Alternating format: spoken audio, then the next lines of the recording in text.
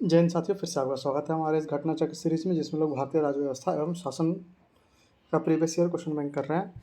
तो यह हमारा 8वां वीडियो लेक्चर होगा। पिछले के 7 वीडियो लेक्चर में हम लोगों ने कुछ चैप्टर किए हुए थे, जो कि हम लोगों ने 25 नंबर चैप्टर तक कर लिया था। संसदीय अधिनियम, सर्वोच्च न्यायालय आज शुरू होगा, फिर उसी तरह से राज्यपाल और फिर राज्य विधानमंडल एवं मंत्रिपरिषद, और यह कंटिन्यू रहेगा इसी तरह से।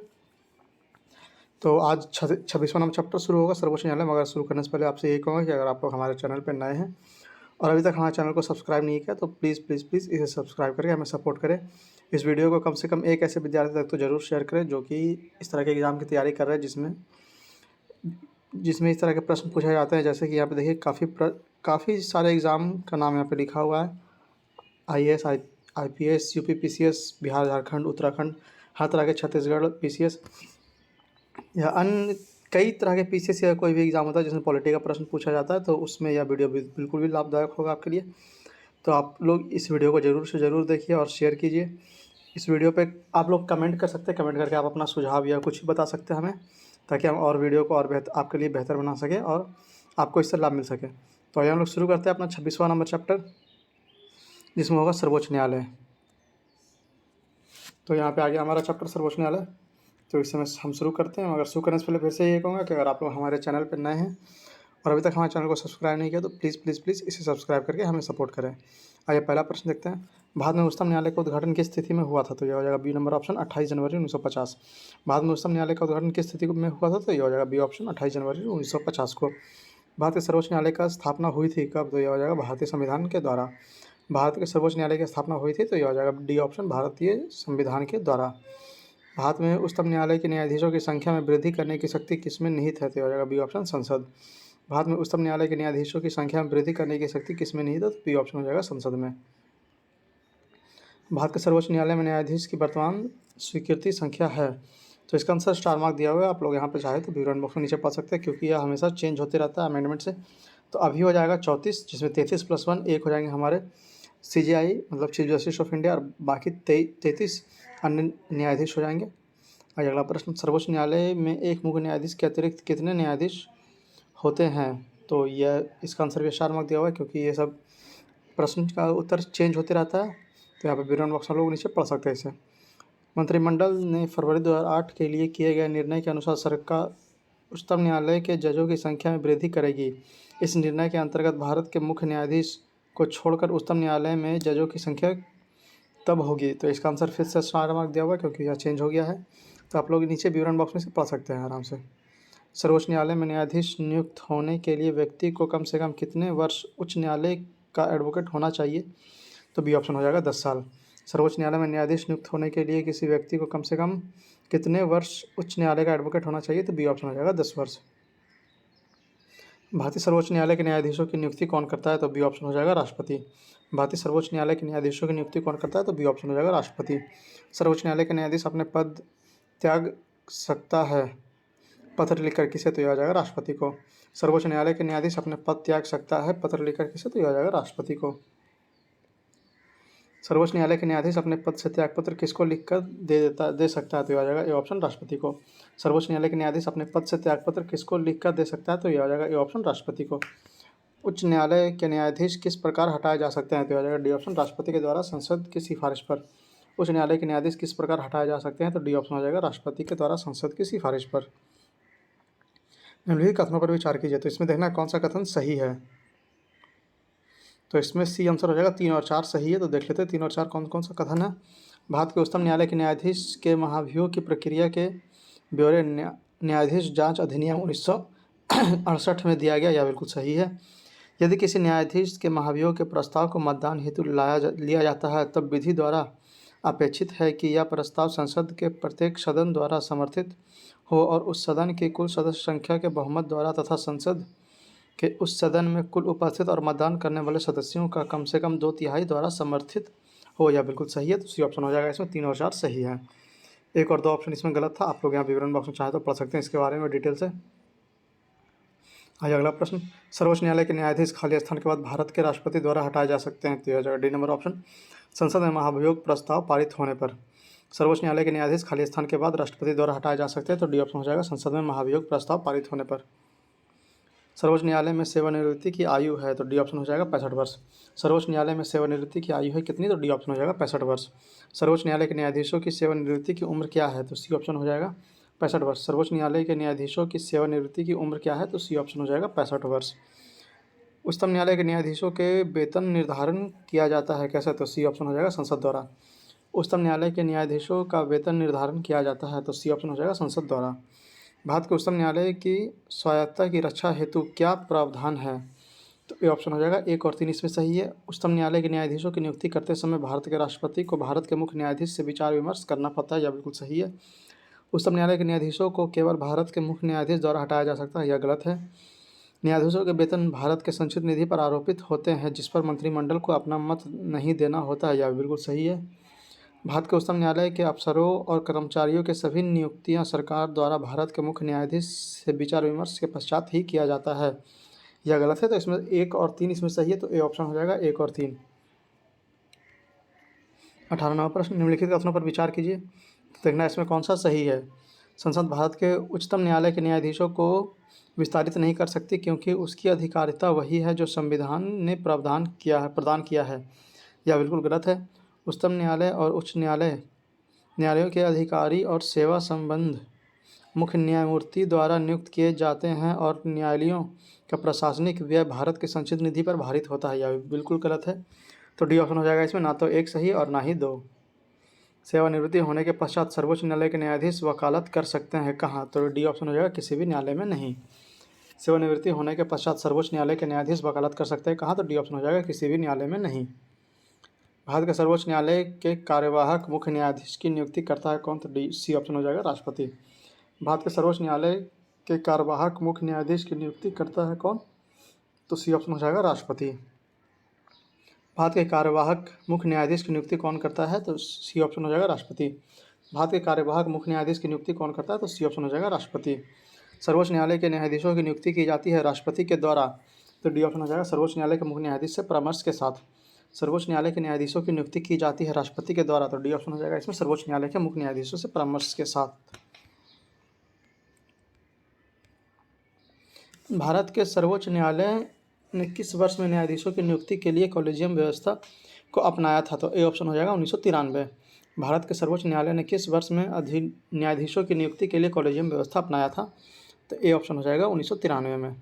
सर्वोच्च न्यायालय के उस मंडल में जो सर्वोच्च न्यायालय में जजों की नियुक्ति की अनुशंसा से संबंधित है, वे सर्वोच्च न्यायालय के मुख्य न्यायाधीश के अतिरिक्त कुछ अन्य वरिष्ठ न्यायाधीश होते हैं। ऐसे अन्य न्यायाधीश जो इस मंडल के सदस्य हैं की संख्या, तो बी ऑप्शन हो जाएगा 4। फिर से सर्वोच्च न्यायालय के उस मंडल में जो सर्वोच्च न्यायालय के जजों की नियुक्ति की अनुशंसा से संबंधित है, में सर्वोच्च न्यायालय के मुख्य न्यायाधीश के अतिरिक्त कुछ अन्य वरिष्ठ न्यायाधीश होते हैं। ऐसे अन्य न्यायाधीश जो इस मंडल के सदस्य होते हैं की संख्या कितनी होगी, तो बी ऑप्शन हो जाएगा 4। निम्नलिखित में से किसमें उच्चतम न्यायालयों के न्यायाधीशों की नियुक्ति में कार्यपालिका, विधायिका एवं मुख्य न्यायाधीश की भागीदारी की अनुशंसा की गई है, तो सी ऑप्शन हो जाएगा द्वितीय प्रशासनिक सुधार आयोग। फिर से निम्नलिखित में से किसमें उच्चतम न्यायालय के न्यायाधीशों की नियुक्ति में कार्यपालिका, विधायिका एवं मुख्य न्यायाधीश की भागीदारी की अनुशंसा की गई है, तो सी ऑप्शन हो जाएगा द्वितीय प्रशासनिक सुधार आयोग। यहाँ पे देखिए हाइलाइटर से उच्चतर मतलब उच्चतर लिखा हुआ है। उच्चतर का मतलब होता है उच्चतम न्यायालय प्लस उच्च न्यायालय, मतलब सुप्रीम कोर्ट और हाई कोर्ट दोनों मिला के उच्चतर न्यायालय बोला जाता है, दोनों को मिला के। भारत के सर्वोच्च न्यायालय में निम्नलिखित में से किस प्रकार के न्यायाधीश या न्यायाधीशों की नियुक्ति की जा सकती है, तो इसमें देखना होगा कौन सा सही है कौन सा गलत है। तो तदर्थ न्यायाधीश यह बिल्कुल सही है और अतिरिक्त न्यायाधीश यह गलत है, तो ए ऑप्शन हो जाएगा इसमें 1 सही और दूसरा नंबर गलत है। फिर से भारत के सर्वोच्च न्यायालय की नियुक्ति में से किस प्रकार के न्यायाधीश या न्यायाधीशों की नियुक्ति की जा सकती है, तो तदर्थ न्यायाधीश की नियुक्ति किया जा सकता है और अतिरिक्त न्यायाधीश की नियुक्ति नहीं किया जाता है। ए ऑप्शन हो जाएगा 1 सही है दूसरा गलत है। सर्वोच्च न्यायालय में तदर्थ एडहॉक न्यायाधीश की नियुक्ति होती है जब, तो न्यायालय के किसी सत्र के लिए न्यायाधीशों का कोरम नहीं होता है। फिर से सर्वोच्च न्यायालय में तदर्थ एडहॉक न्यायाधीश की नियुक्ति होती है जब, तो न्यायालय के किसी सत्र के लिए न्यायाधीशों के कोरम नहीं होता है। भारतीय संविधान में तदर्थ न्यायाधीशों की नियुक्ति का प्रावधान है, तो ए ऑप्शन हो जाएगा सर्वोच्च न्यायालय में। भारतीय संविधान में तदर्थ न्यायाधीशों की नियुक्ति का प्रावधान है किसमें, तो ए ऑप्शन हो जाएगा सर्वोच्च न्यायालय में। भारतीय न्यायपालिका के संदर्भ में निम्नलिखित कथनों पर विचार कीजिए, तो इसमें देखना कौन कौन सा कथन सही है और कौन सा कथन गलत है। तो भारत के राष्ट्रपति की पूर्वानुमति से भारत के मुख्य न्यायमूर्ति द्वारा उच्चतम न्यायालय से सेवानिवृत्त किसी न्यायाधीश को उच्चतम न्यायालय के न्यायाधीश के पद पर बैठाने और कार्य करने हेतु बुलाया जा सकता है। यह बिल्कुल सही ऑप्शन है। फिर भारत के किसी भी उच्च न्यायालय को अपने निर्णय के पूर्वालोकन की शक्ति प्राप्त है, जैसा कि उच्चतम न्यायालय के पास है। तो यह भी सही हो जाएगा। तो सी ऑप्शन हो जाएगा इसमें। एक और दो दोनों सही है। अगला प्रश्न 30 नंबर। उच्चतम न्यायालय में संविधान के निर्वाचन से संबंधित मामले की सुनवाई करने के लिए न्यायाधीशों की संख्या कम से कम कितनी होनी चाहिए? तो डी ऑप्शन हो जाएगा 5। उच्चतम न्यायालय में संविधान से निर्वाचन से संबंधित मामलों की सुनवाई करने के लिए न्यायाधीशों की संख्या कम से कम कितनी होनी चाहिए? तो डी ऑप्शन हो जाएगा 5, क्योंकि 5 जजों के बेंच को हम लोग कॉन्स्टिट्यूशनल बेंच कहते हैं। कम से कम 5 लोग, इसमें 5 जज होने चाहिए कॉन्स्टिट्यूशनल बेंच में। संविधान के निर्वाचन के बारे में विधि के श्रवण प्रश्न से संबंधित वाद पर विचार करने के लिए उच्चतम न्यायालय के न्यायाधीशों की संख्या कम से कम कितनी होनी चाहिए? तो ए ऑप्शन है 5। संविधान के निर्वाचन के बारे में विधि से श्रवण प्रश्न से संबंधित वाद पर विचार करने के लिए उच्चतम न्यायालय के न्यायाधीशों की संख्या कम से कम कितनी होनी चाहिए? तो ए ऑप्शन है 5। केंद्र और राज्यों के बीच होने वाले विवादों के निर्णय करने की भारत की उच्चतम न्यायालय की शक्ति किसके अंतर्गत आती है? तो सी ऑप्शन हो जाएगा इसमें मूल अधिकारिता के अंतर्गत। केंद्र और राज्यों के बीच होने वाले विवादों के निर्णय करने की भारत की उच्चतम न्यायालय की शक्ति किसके अंतर्गत आती है? तो सी ऑप्शन हो जाएगा मूल अधिकारिता के अंतर्गत। निम्नलिखित में से कौन से उच्चतम न्यायालय के आरंभिक अधिकारिता में आती है? तो इसमें देखना होगा कौन कौन से आते हैं। तो भारत सरकार तथा एक या अधिक राज्यों के बीच का विवाद यह आता है। संसद के किसी भी सदन या राज्य विधानमंडल में हुए चुनाव पर विवाद यह नहीं आता है। भारत सरकार तथा किसी संघ राज्य क्षेत्र के बीच का विवाद यह भी नहीं आता है। 2 या अधिक राज्यों के बीच का विवाद यह आता है। तो सी ऑप्शन हो जाएगा। 1 और 4 इसमें आते हैं, बाकी 2 और 3 इसमें नहीं आते हैं। 34वां प्रश्न। भारत के सर्वोच्च न्यायालय की शक्तियों के विषय में निम्नलिखित में से कौन सा कथन सही नहीं है? तो इसमें गलत कथन देखना है। इसके पास जनता के मूल अधिकारों की रक्षा के लिए आदेश जारी करने की अनन्य शक्ति है। यह बिल्कुल सही है। वह अंतर शासकीय विवादों में मूल एवं अन्य क्षेत्राधिकार रखता है। यह गलत है। यह भारत के राष्ट्रपति द्वारा कानून के प्रश्न पर किसी तथ्य को निर्दिष्ट किए जाने पर सलाहकार अधिकारता रखता है। यह बिल्कुल गलत है। यह बिल्कुल सही है। ए ऑप्शन इसमें गलत है, बाकी बी, सी और डी इसमें सही है। इसके पास अपने ही निर्णय या आदेश पर पुनर्विचार करने की शक्ति है। यह भी बिल्कुल सही है। तो ए ऑप्शन इसमें गलत है, बाकी बी, सी और डी इसमें सही है। निम्नलिखित कथनों में कौन सा सही नहीं है? तो इसमें गलत ऑप्शन देखना है। सर्वोच्च न्यायालय का गठन 1950 में हुआ था। यह बिल्कुल सही है। सर्वोच्च न्यायालय देश के उच्चतम अदालत है जिसमें अपील की जाती है। यह भी बिल्कुल सही है। सर्वोच्च न्यायालय कोर्ट मार्शल को छोड़ अन्य किसी भी उच्च न्यायालय या अदालतों की सुनवाई कर सकता है। यह बिल्कुल गलत है। सर्वोच्च न्यायालय कोर्ट मार्शल के साथ किसी अन्य भी उच्च न्यायालय अदालतों की सुनवाई कर सकता है। यह भी सही है। तो सी ऑप्शन इसमें गलत हो जाएगा, बाकी ए, बी और डी इसमें सही हो जाएगा। भारत का सर्वोच्च न्यायालय एक अभिलेख न्यायालय है। इसका आशय है कि, या बी ऑप्शन हो जाएगा, इसके सभी निर्णयों का संरचनात्मक मूल्य होता है और इस पर किसी भी न्यायालय में प्रश्न चिन्ह नहीं लगाया जा सकता। तो बी ऑप्शन हो जाएगा इसमें। फिर से, भारत के सर्वोच्च न्यायालय एक अभिलेख न्यायालय है। इसका आशय है कि इसके सभी निर्णयों का संरचनात्मक मूल्य होता है और इस पर किसी भी न्यायालय में प्रश्न चिन्ह नहीं लगाया जा सकता। 37वां प्रश्न। भारत के नीचे दिए गए न्यायालयों में से किन्हें अभिलेख न्यायालय माना जाता है? तो सी ऑप्शन हो जाएगा उच्च न्यायालय एवं उच्चतम न्यायालय को। फिर से देखते हैं, भारत में नीचे दिए गए न्यायालयों में से किन्हें अभिलेख न्यायालय माना जाता है? तो सी ऑप्शन हो जाएगा इसमें उच्च न्यायालय और उच्चतम न्यायालय को। उच्चतम न्यायालय मामले की सुनवाई नई दिल्ली में करते हैं, परंतु किसी अन्य स्थान पर भी सुनवाई कर सकता है। तो ये ऑप्शन हो जाएगा राष्ट्रपति के अनुमोदन से। उच्चतम न्यायालय मामलों की सुनवाई नई दिल्ली में करता है, परंतु किसी अन्य स्थान पर भी सुनवाई कर सकता है। तो ए ऑप्शन हो जाएगा इसमें राष्ट्रपति के अनुमोदन से। 39वां प्रश्न। निम्नलिखित में से किस बात में उच्चतम न्यायालय ने संविधान के मूल ढांचे का सिद्धांत प्रतिपादित किया था? तो सी ऑप्शन हो जाएगा केशवानंद भारती में। निम्नलिखित में से किस वाद में उच्चतम न्यायालय ने संविधान के मूल ढांचे के सिद्धांत प्रतिपादित किया था? तो यह हो जाएगा सी ऑप्शन केशवानंद भारती में। निम्नलिखित में से किस वाद में भारतीय संविधान में मूल ढांचे की अवधारणा प्रतिपादित की गई थी? तो यह हो जाएगा डी नंबर ऑप्शन, उपयुक्त में से कोई नहीं, क्योंकि इसका आंसर हो जाएगा केशवानंद भारती वाद। भारतीय संविधान के निम्नलिखित अनुच्छेदों में से कौन सर्वोच्च न्यायालय द्वारा संविधान का अनुलंघनीय मौलिक ढांचा घोषित किया गया है? तो यह हो जाएगा अनुच्छेद 32, अनुच्छेद 226 और अनुच्छेद 227। ए नंबर ऑप्शन 1, 2 और 3। फिर से, भारतीय संविधान के निम्नलिखित अनुच्छेदों में से कौन सर्वोच्च न्यायालय द्वारा संविधान का अनुलंघनीय मौलिक ढांचा घोषित किया गया है? तो यह हो जाएगा अनुच्छेद 32, अनुच्छेद 226 और अनुच्छेद 227। ए ऑप्शन 1, 2 और 3। भारत में संविधान की मूल संरचना बुनियादी ढांचा के सिद्धांत का स्रोत है कौन सा? तो यह आ जाएगा बी ऑप्शन, न्यायिक व्यवस्था। फिर से भारत के संविधान के मूल संरचना या बुनियादी ढांचा के सिद्धांत का स्रोत है कौन सा? तो यह आ जाएगा बी नंबर ऑप्शन, न्यायिक व्यवस्था। उच्चतम न्यायालय द्वारा आज तक की दूसरी सबसे बड़ी खंडपीठ किस केस में बनी? तो यह आ जाएगा ए नंबर ऑप्शन, गोरखनाथ केस। उच्चतम न्यायालय द्वारा आज तक की दूसरी सबसे बड़ी खंडपीठ किस केस में बनी थी? तो यह आ जाएगा ए नंबर ऑप्शन, गोरखनाथ केस।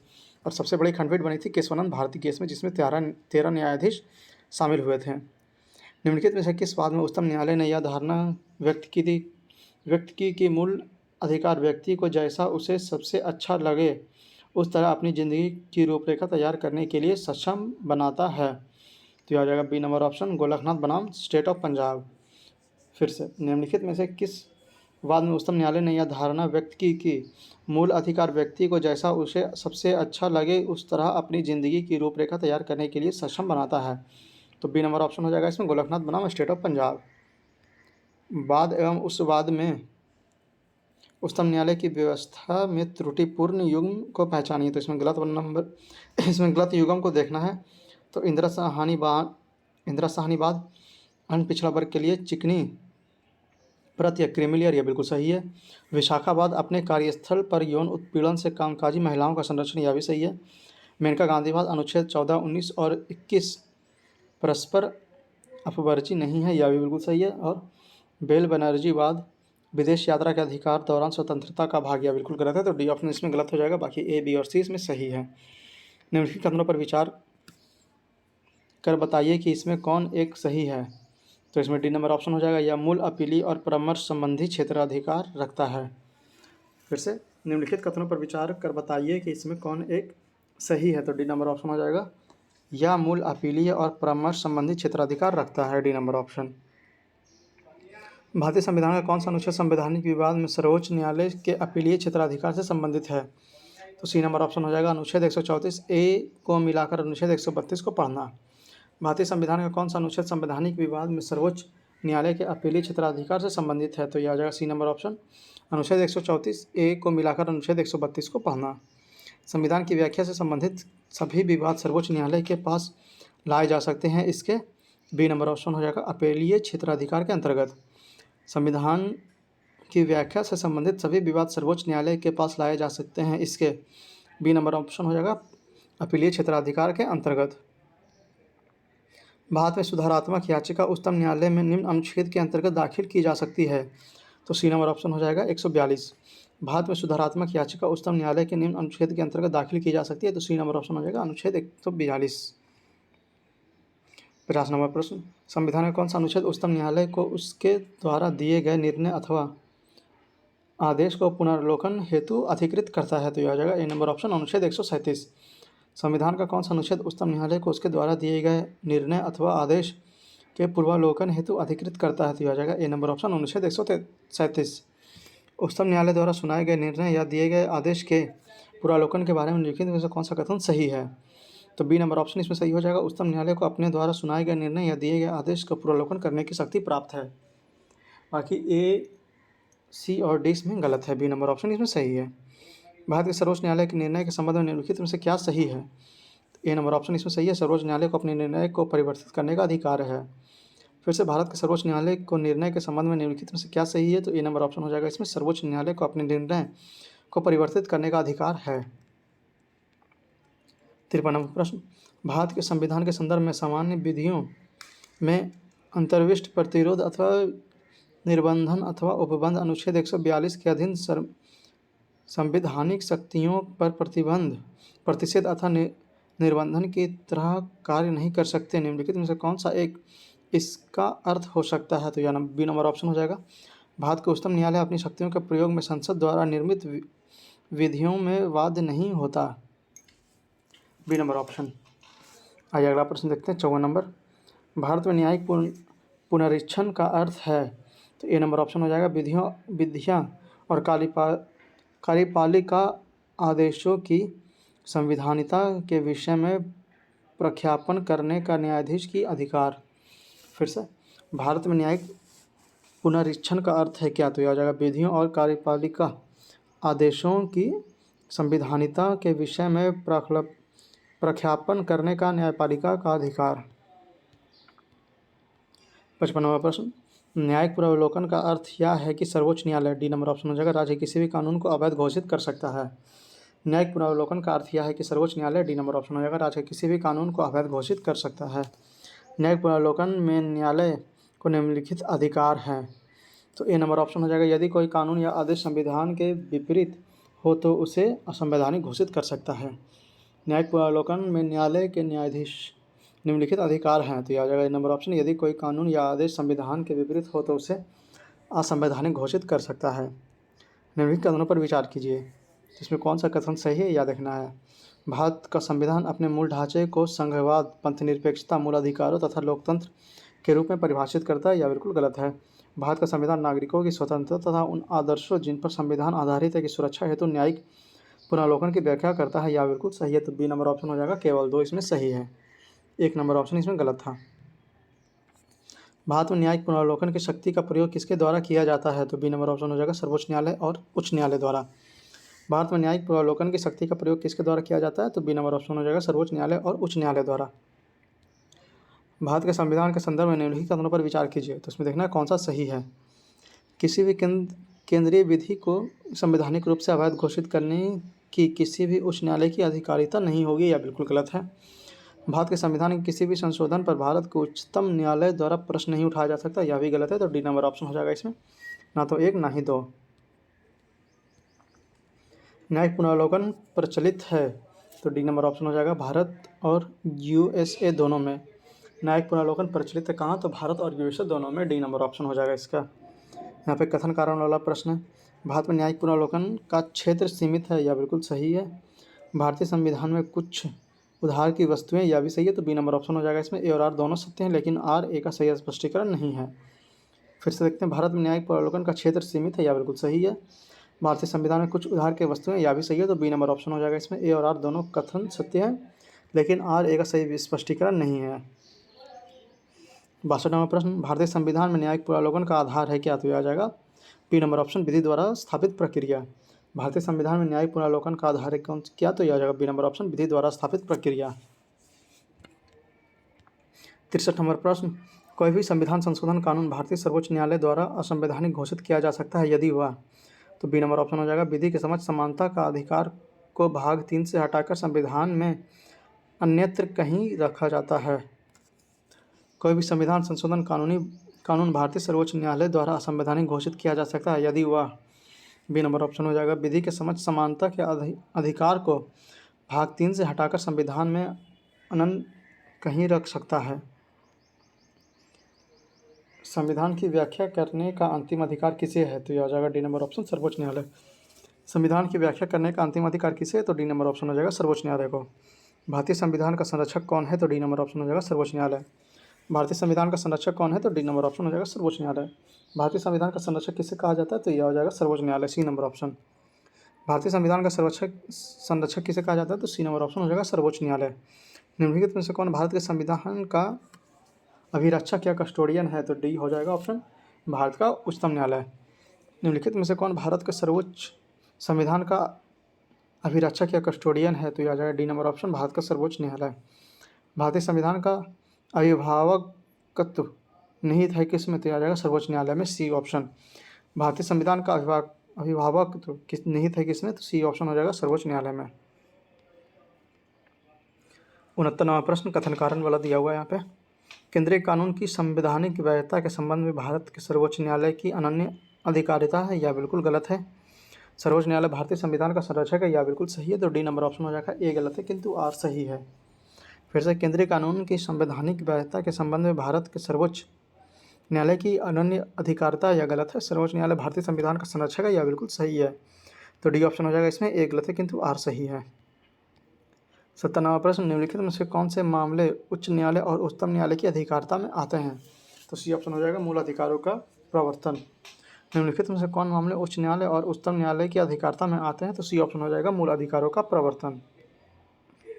भारतीय संविधान के किस अनुच्छेद के तहत सर्वोच्च न्यायालय भारतीय नागरिकों के मौलिक अधिकार की सुरक्षा करता है।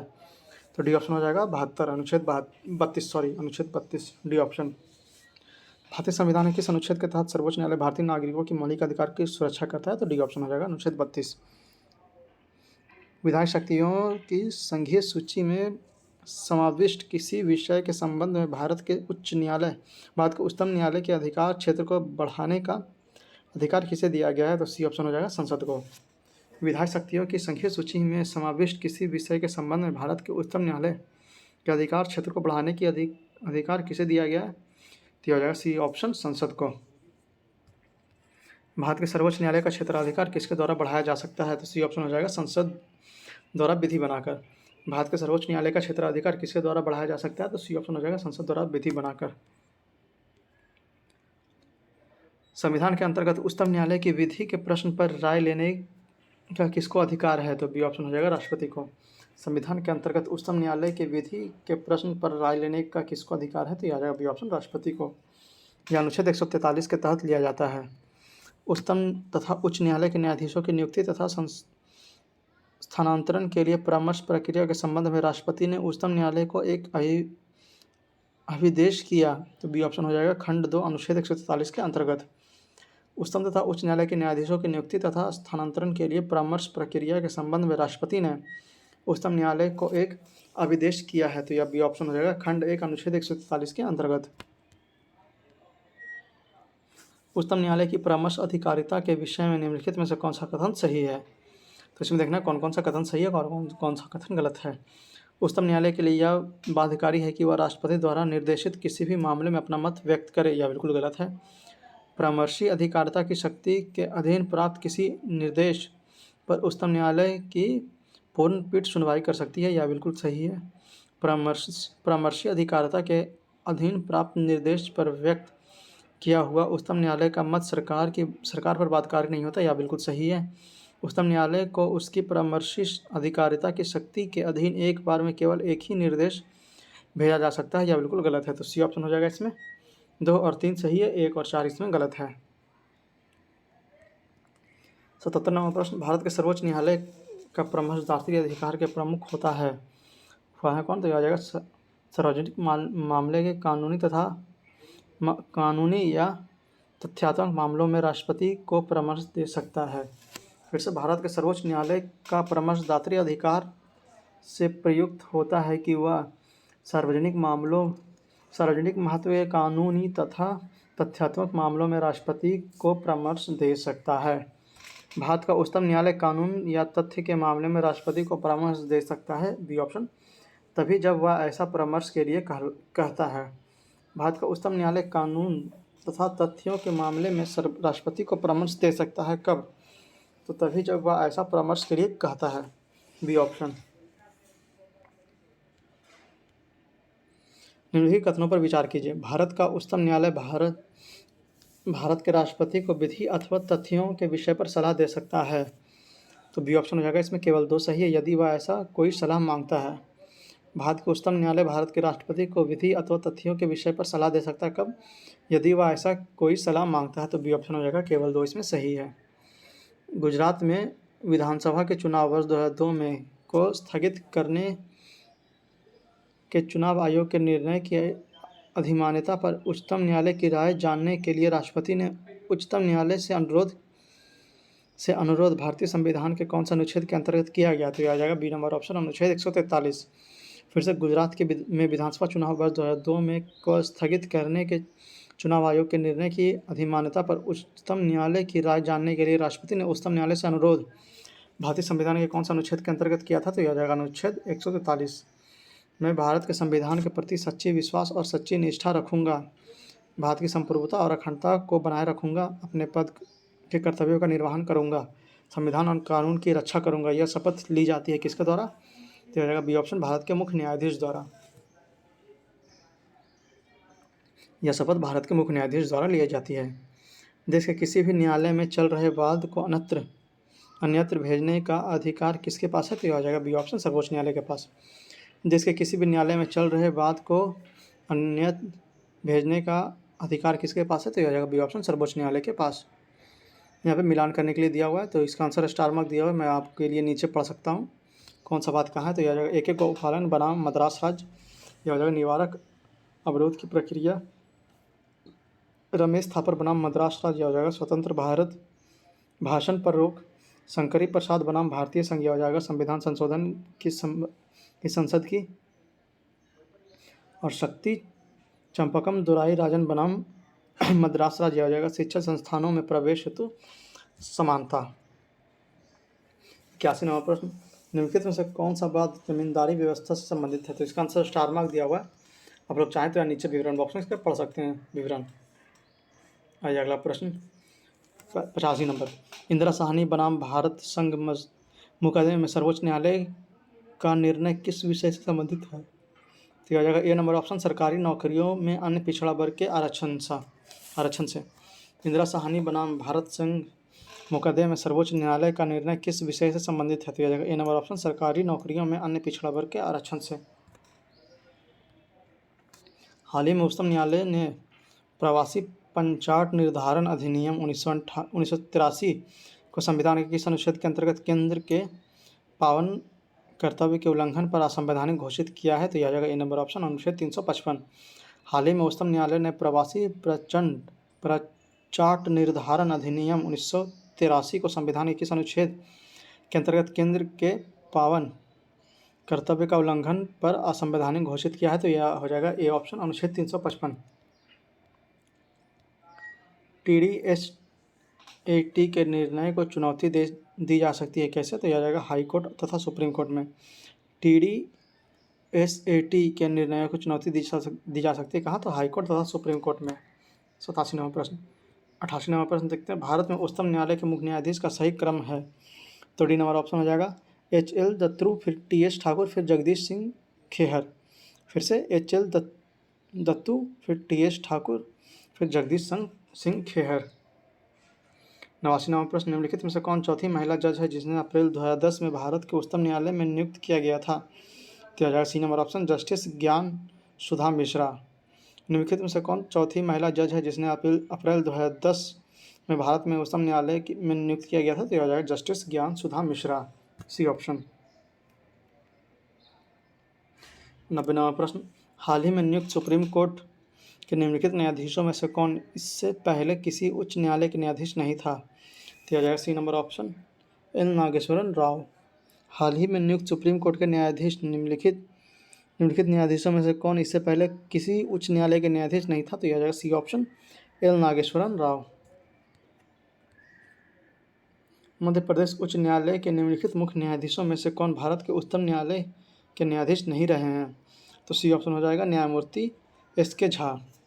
मध्य प्रदेश उच्च न्यायालय के निम्नलिखित मुख्य न्यायाधीशों में से कौन भारत के उच्चतम न्यायालय के न्यायाधीश नहीं रहे हैं? तो सी ऑप्शन हो जाएगा न्यायमूर्ति SK झा।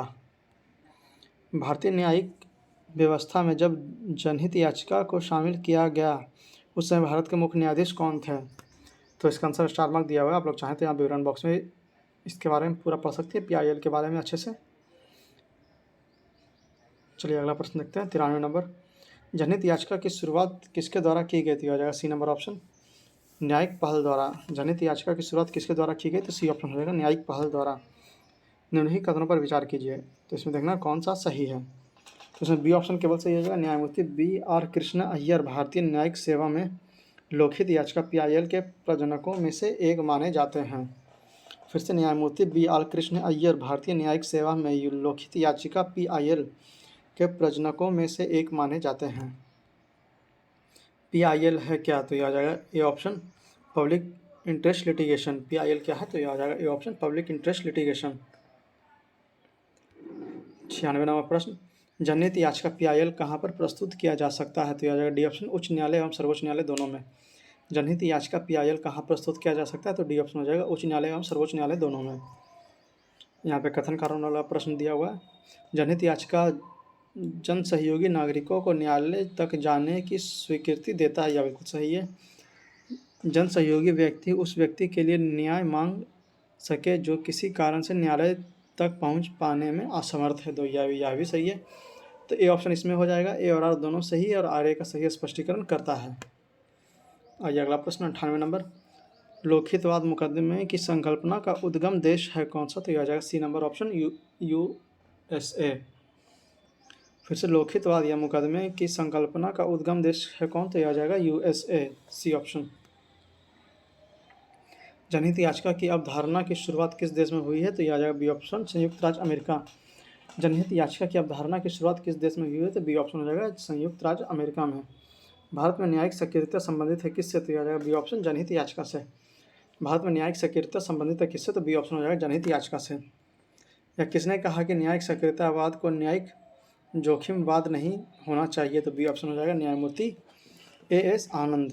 या किसने कहा कि न्यायिक सक्रियता को न्यायिक जोखिमवाद नहीं होना चाहिए, तो यह आ जाएगा न्यायमूर्ति AS आनंद। सितंबर 2003 में न्यायालय के एक निर्णय में भारतीय समाज में महिलाओं की स्थिति प्रतिष्ठित है, वह न्यायालय है कौन सा, तो यह आ जाएगा बी ऑप्शन, भारत का सर्वोच्च न्यायालय।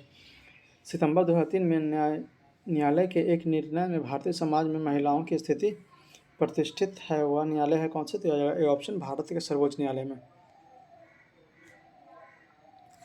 विशाखा व अन्य बनाम राजस्थान राज्य व अन्य मुकदमा संबंधित है किससे, तो डी ऑप्शन हो जाएगा इसमें, कार्यस्थल पर महिलाओं के यौन उत्पीड़न की रोकथाम से। फिर से देखते हैं, विशाखा व अन्य बनाम राजस्थान राज्य व अन्य मुकदमा संबंधित है किससे, तो डी ऑप्शन हो जाएगा इसमें, कार्यस्थल पर महिलाओं के यौन उत्पीड़न को रोकने से। उच्चतम न्यायालय ने निम्नलिखित में से किस मामले में पाया कि केंद्र अन्वेषण शाखा एक पिंजराबंद तोता है, तो यह आ जाएगा डी ऑप्शन इसमें, कोयला आवंटन घोटालावाद। उच्चतम न्यायालय ने निम्नलिखित में से किस मामले में पाया कि केंद्रीय अन्वेषण शाखा एक पिंजराबंद तोता है, तो यह आ जाएगा डी ऑप्शन, कोयला अवघटन घोटालावाद, डी ऑप्शन। समलैंगिकता संबंधित सर्वोच्च न्यायालय के निर्णय निम्नलिखित में से किससे संबंधित है, तो यह आ जाएगा ए नंबर ऑप्शन, भ की धारा 377, भारतीय दंड संहिता IPC की धारा 377 के तहत समलैंगिकता संबंधित सर्वोच्च न्यायालय का निर्णय निम्नलिखित में से किससे संबंधित है, यह आ जाएगा भारतीय दंड संहिता की धारा 377 से। किस कानून के अंतर्गत यह विधित है कि भारत में उच्चतम न्यायालय की संपूर्ण कार्यवाही अंग्रेजी भाषा में होगी, तो यह डी नंबर ऑप्शन हो जाएगा, भारतीय संविधान के अनुच्छेद 348 द्वारा किस कानून के अंतर्गत यह विधित है कि भारत के उच्चतम न्यायालय की संपूर्ण कार्यवाही अंग्रेजी भाषा में होगी, तो डी ऑप्शन हो जाएगा इसमें, भारतीय संविधान के अनुच्छेद 348 द्वारा। तो 106 प्रश्न के साथ यह सर्वोच्च न्यायालय यहीं पर समाप्त होता है। अगला चैप्टर शुरू होगा राज्यपाल। तो आइए राज्यपाल देखते हैं। पहला प्रश्न, संविधान के मसौदे में निर्वाचित राज्यपाल के प्रावधानों का मूल योजना को छोड़ दिया गया है क्योंकि, तो सी ऑप्शन हो जाएगा, 1, 3 और 4 इसमें सही है। इसका तात्पर्य होता है कि दूसरा निर्वाचन, फिर यह बिल्कुल सही है, निर्वाचन प्रमुख राजनीतिक मुद्दों पर लड़ा जाता है, यह बिल्कुल गलत है। निर्वाचित राज्यपाल अपने को मुख्यमंत्री से बड़ा मानता है, यह बिल्कुल सही है। राज्यपाल को संसदीय प्रणाली के अधीन ही कार्य करना था, यह भी बिल्कुल सही है। तो सी ऑप्शन हो जाएगा इसमें, 1, 3 और 4 सही है।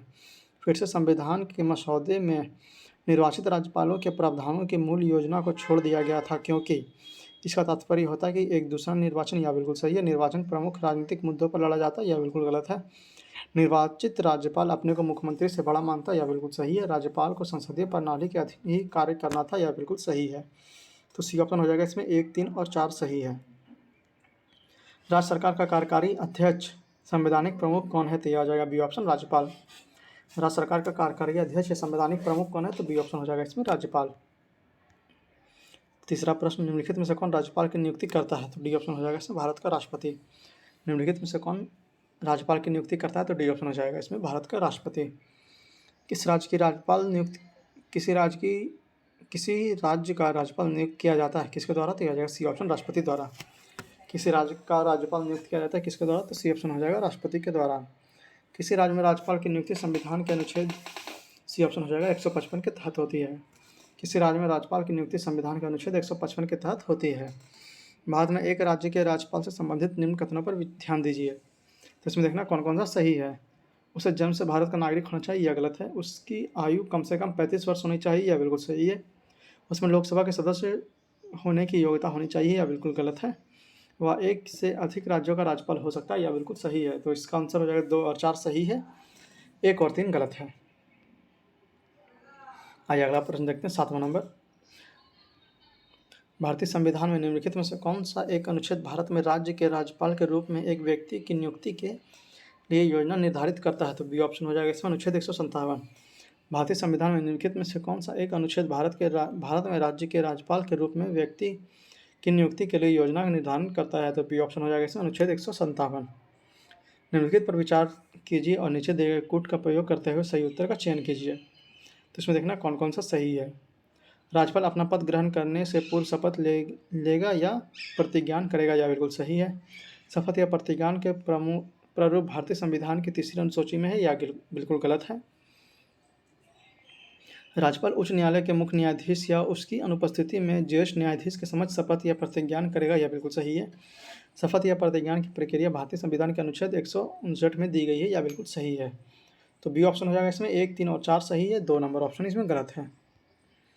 निम्नलिखित में से कौन राज्यपाल को पद की शपथ ग्रहण करवाता है? तो यह हो जाएगा सी ऑप्शन, उच्च न्यायालय के मुख्य न्यायाधीश। निम्नलिखित में से कौन राज्यपाल के पद की शपथ ग्रहण करवाता है? तो सी ऑप्शन हो जाएगा इसमें उच्च न्यायालय के मुख्य न्यायाधीश। किसी राज्य के गवर्नर के संबंध में निम्नलिखित कथनों पर विचार कीजिए। तो इसमें देखना कौन कौन सा कथन सही है। उसे राष्ट्रपति नियुक्त करते हैं, यह बिल्कुल सही है। राष्ट्रपति की इच्छा अनुसार वह यह पद में रहते हैं, यह बिल्कुल सही है। उनमें राज्य की कार्यपालिका शक्ति निहित होती है, यह भी बिल्कुल सही है। समानता वह 5 वर्ष के लिए पद पर रहते हैं, यह भी बिल्कुल सही है। तो इसमें चारों ऑप्शन सही हो जाएंगे, तो डी ऑप्शन हो जाएगा इसमें सभी चारों। किसी भारतीय राज्य के राज्यपाल से संबंधित निम्नलिखित कथनों पर कौन सा कथन सही नहीं है? तो इसमें देखना गलत कथन कौन सा है। वो भारत के राष्ट्रपति द्वारा नियुक्त होता है, यह बिल्कुल सही है। वह एक से अधिक राज्यों के राज्यपाल हो सकते हैं, यह भी बिल्कुल सही है। वह 5 वर्ष तक पद पर रह सकते हैं, यह भी बिल्कुल सही है। यदि संबंधित राज्य के व्यवस्थापिका उसे पद से हटाए जाने का प्रस्ताव स्वीकार करते हैं तो वह पदावधि के पूर्व ही पदमुक्त किया जा सकता है, यह बिल्कुल गलत है। तो डी ऑप्शन इसमें गलत हो जाएगा, बाकी ए, बी और सी इसमें सही है। 12 नंबर प्रश्न, संविधान के अनुच्छेद 156 में उपबंध है कि राज्यपाल अपने पद ग्रहण की तारीख से 5 वर्ष की अवधि तक पद धारण करेगा। इसके निम्नलिखित में से कौन से निष्कर्ष निकाला जा सकता है? तो इसमें देखना कौन सा सही है। किसी राज्यपाल को उसकी पदावधि पूर्ण होने से पूर्व पद से नहीं हटाया जा सकता, यह गलत है। कोई राज्यपाल 5 वर्ष की अवधि के बाद अपने पद पर बना नहीं रह सकता, यह भी बिल्कुल गलत है। तो डी ऑप्शन हो जाएगा इसमें दोनों में से कोई भी सही नहीं है, दोनों गलत है। राज्यपाल किसके प्रति उत्तरदायी होता है? तो बी ऑप्शन हो जाएगा इसमें राष्ट्रपति के प्रति। राज्यपाल किसके प्रति उत्तरदायी होता है? तो बी ऑप्शन हो जाएगा राष्ट्रपति के प्रति। निम्नलिखित में से कौन भारत के राष्ट्रपति की इच्छा के तहत पद पर बने रह सकते हैं? तो ए ऑप्शन हो जाएगा इसमें राज्यपाल। निम्नलिखित में से कौन भारत के राष्ट्रपति की इच्छा तक ही पद पर बने रह सकते हैं? तो ए ऑप्शन हो जाएगा राज्यपाल। निम्नलिखित कथनों में कौन सा एक सही है? तो इसमें सही कथन देखना है, तो सी ऑप्शन इसमें सही हो जाएगा। भारत के संविधान में राज्यपाल को उसके पद से हटाने हेतु कोई ही प्रक्रिया अधिकृत नहीं है, सी ऑप्शन इसमें हो जाएगा। फिर से देखते हैं, भारत के संविधान में राज्यपाल को उसके पद से हटाने हेतु कोई प्रक्रिया कथित नहीं है। 16 नंबर प्रश्न, जम्मू एवं कश्मीर के राज्यपाल की नियुक्ति कौन करता है? तो डी ऑप्शन हो जाएगा इसमें भारत के राष्ट्रपति। जम्मू एवं कश्मीर के राज्यपाल की नियुक्ति कौन करता है? तो डी ऑप्शन हो जाएगा इसमें भारत के राष्ट्रपति। जम्मू और कश्मीर राज्य के कार्यकारी अध्यक्ष का पद नाम सन 1965 में सदर ए रियासत से राज्यपाल में बदल दिया गया, सी ऑप्शन हो जाएगा इसमें जम्मू और कश्मीर राज्य के संविधान में 6ठे संशोधन द्वारा। फिर से जम्मू और कश्मीर राज्य के कार्यकारी अध्यक्ष का पदनाम सन 1965 में सदर ए रियासत से राज्यपाल में बदल दिया गया, तो सी ऑप्शन इसमें हो जाएगा जम्मू और कश्मीर राज्य के संविधान में 6ठे संशोधन द्वारा। भारत में संघ राज्यों का प्रशासन होता है, तो ए ऑप्शन हो जाएगा राष्ट्रपति द्वारा। भारत में संघ राज्यों का प्रशासन होता है किसके द्वारा? तो ए ऑप्शन हो जाएगा राष्ट्रपति द्वारा। केंद्र शासित प्रदेश लद्दाख का प्रथम लेफ्टिनेंट गवर्नर किसे नियुक्त किया गया? तो बी ऑप्शन हो जाएगा इसमें राधा कृष्ण माथुर। केंद्र शासित प्रदेश लद्दाख का प्रथम लेफ्टिनेंट गवर्नर किसे नियुक्त किया गया? तो यह आ जाएगा बी ऑप्शन, राधा कृष्ण माथुर। राज्यपाल के वेतन और भत्ते दिए जाते हैं, ए ऑप्शन हो जाएगा इसमें कंसोलिडेटेड फंड ऑफ स्टेट से।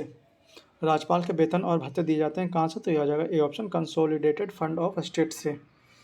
जब एक ही व्यक्ति एक या 2 से अधिक राज्यों का राज्यपाल नियुक्त किया जाता है तो उसे राज्यपाल को संदेह उपाधियाँ और भत्ते होते हैं, तो डी ऑप्शन हो जाएगा।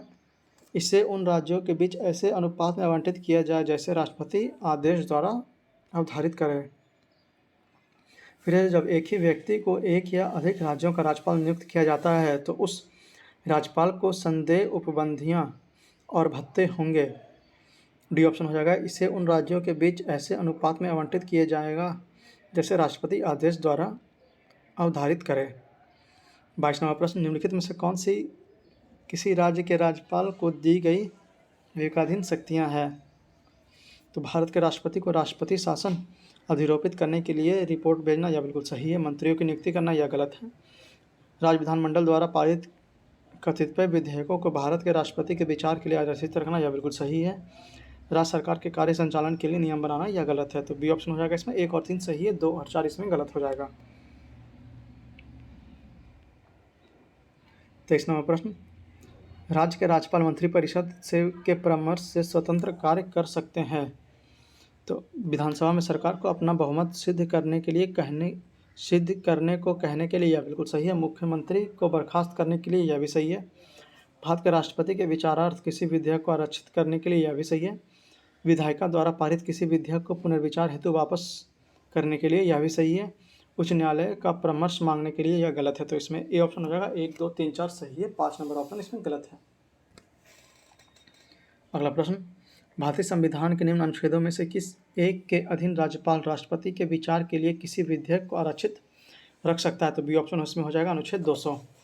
भारतीय संविधान के निम्न अनुच्छेदों में से किस एक के अधीन राज्यपाल राष्ट्रपति के विचार के लिए किसी विधेयक को आरक्षित रख सकता है? तो बी ऑप्शन हो जाएगा इसमें अनुच्छेद 200 के अंतर्गत। 25 नंबर प्रश्न, संविधान के किस अनुच्छेद के अंतर्गत राज्यपाल राष्ट्रपति के अनुमोदन के लिए किसी विधेयक को भेज सकता है? तो यह आ जाएगा बी ऑप्शन अनुच्छेद 200 के तहत। संविधान के किस अनुच्छेद के अंतर्गत राज्यपाल राष्ट्रपति के अनुमोदन के लिए किसी विधेयक को भेज सकता है? तो बी ऑप्शन हो जाएगा इसमें अनुच्छेद 200 के तहत। किसी विधेयक पर संवैधानिक उपबंध के तहत राज्यपाल की सिफारिश अपेक्षित थी, किंतु बिना राज्यपाल की सिफारिश उसे राजस्थान विधानसभा में पुनर्स्थापित किया गया और उसे पारित करके राज्यपाल को भेज दिया गया। अब ये ऑप्शन हो जाएगा, जहां राज्यपाल अनुमति नहीं देता है तो वह अधिनियम अवधिमान्य नहीं होगा। जहां राज्यपाल अनुमति देता है तो वह अधिनियम अविधिमान नहीं होगा। A option.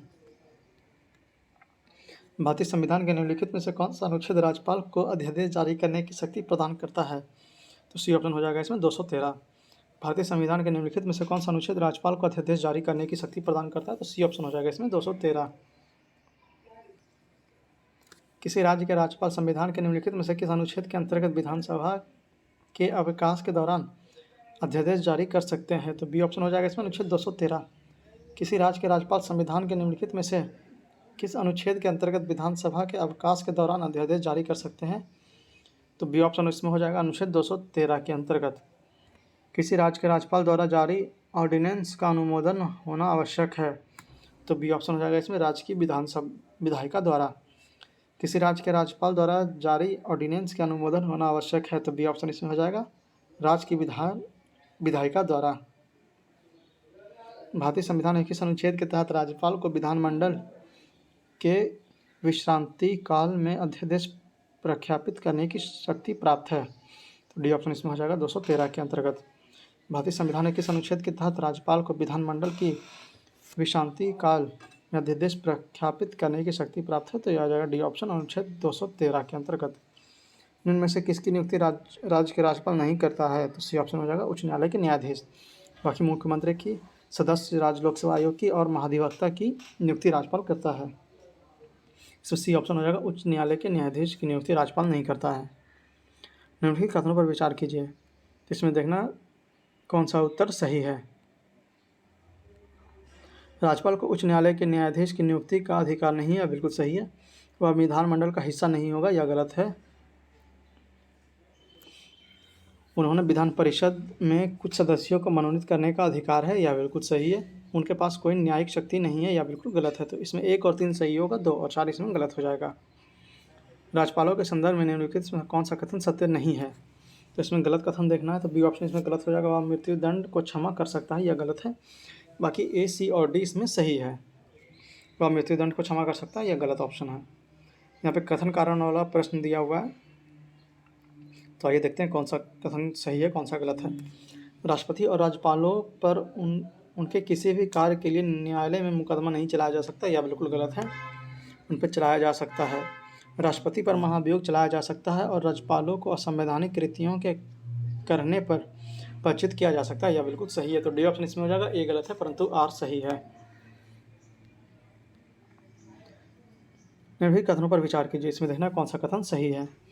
किसी राज्य के राज्यपाल के विरुद्ध उसकी पदावधि के दौरान किसी न्यायालय में कोई दंडनीय कार्रवाई संस्थिति नहीं की जा सकती। यह बिल्कुल सही है।